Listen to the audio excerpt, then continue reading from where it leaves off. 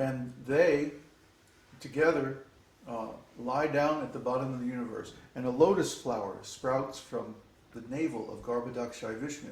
And when that lotus blooms, Lord Brahma is there in the flower. So Lord Brahma is seated on his lotus flower seat.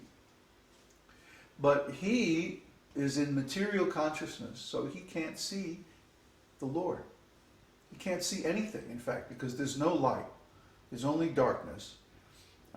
Only the inchoate material elements and the Garbhodaka ocean with its huge waves crashing.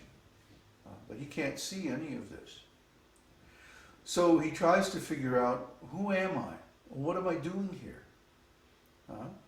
Just like everybody in this world, isn't it?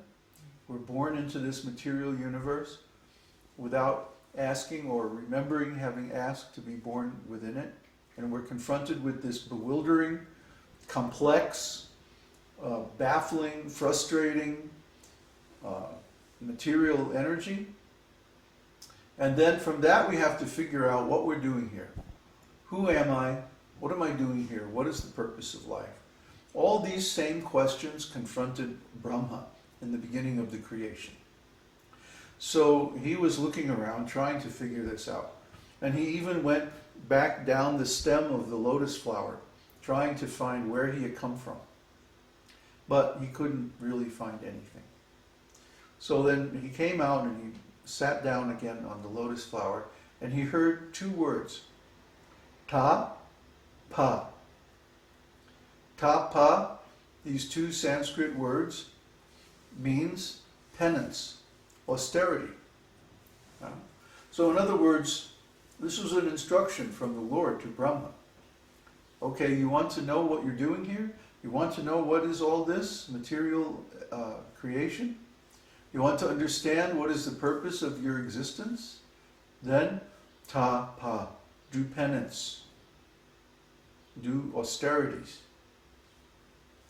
Now, Brahma, being very intelligent, could understand the meaning of this. But most people in the world today are not so intelligent. So there are many, many religious scriptures. And they're all basically containing the same message, ta, pa. Do penance, do austerities. Refrain yourself from material sense gratification. Refrain from material work.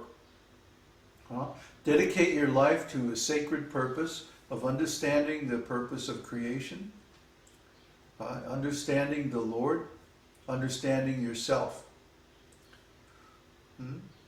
All the religious scriptures in the world, I don't care where they're from, they all have this same basic message. And people all over the world who are a little bit pious, they try to follow it. But because they don't have much knowledge or intelligence, they can't really follow it very well. Now Brahma, he had no distractions. There was nothing except for him in this blank universe. And it was dark. There was nothing to do, no place to go. All he could do was follow the instructions. And that's what he did.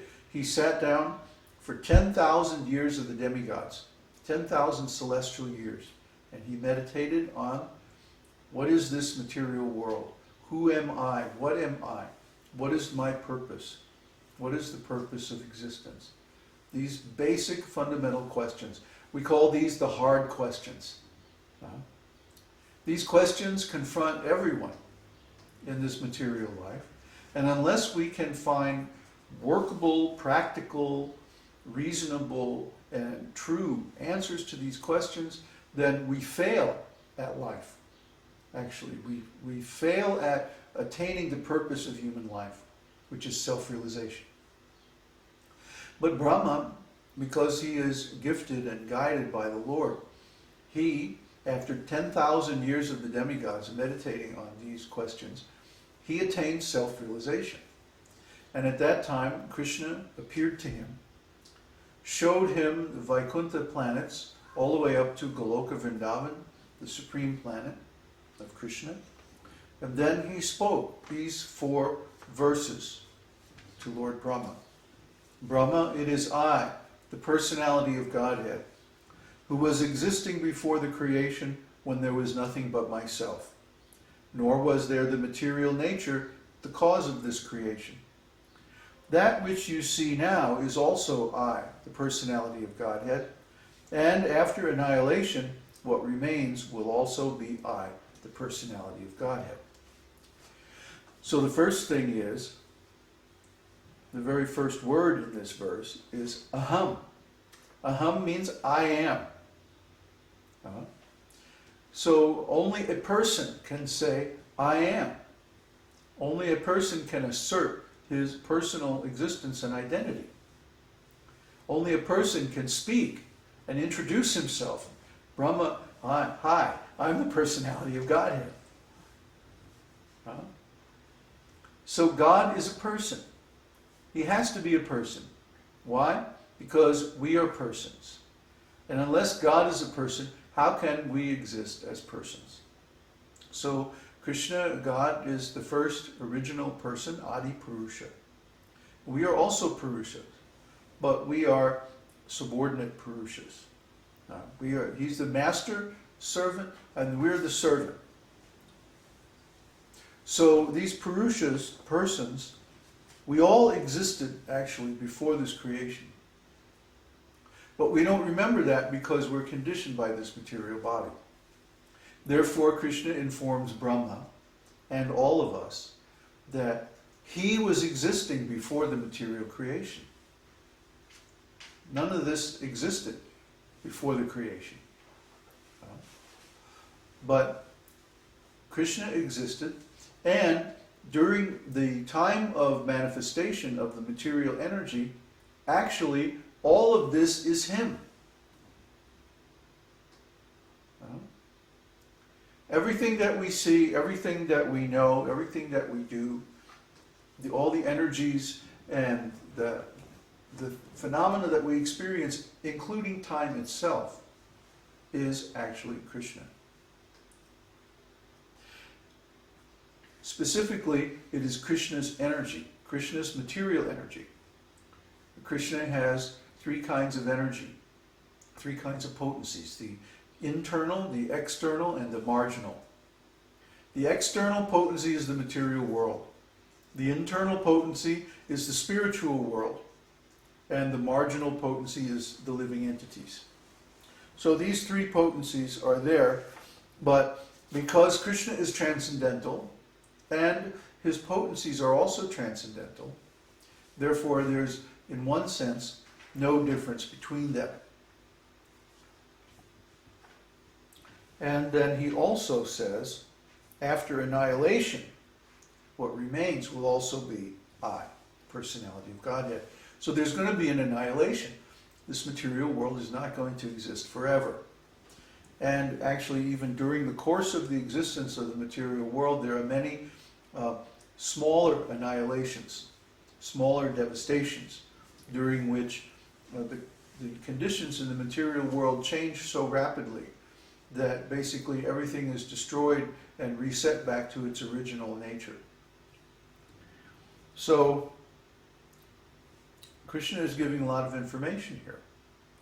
He's saying that this material world is temporary. It has a beginning and an end. But it's his potency. Therefore, in some sense, it is also him.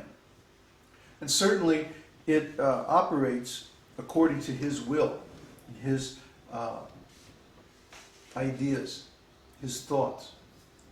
So we should be very anxious to know what are Kṛṣṇa's thoughts, what are Kṛṣṇa's opinions, what does Kṛṣṇa think? How does he look at things? Why? Because his attitudes determine what happens in this world. His feelings, his ideas, his will, his intentions. That's what determines the purpose of life. Not our intentions, but God's intentions. Not our will, but God's will. Yes, we have some tiny independence. We were talking the other day about people who are conditioned in the ordinary ways of life, and they think they're being independent. But actually, everything they do is dependent on these large corporations.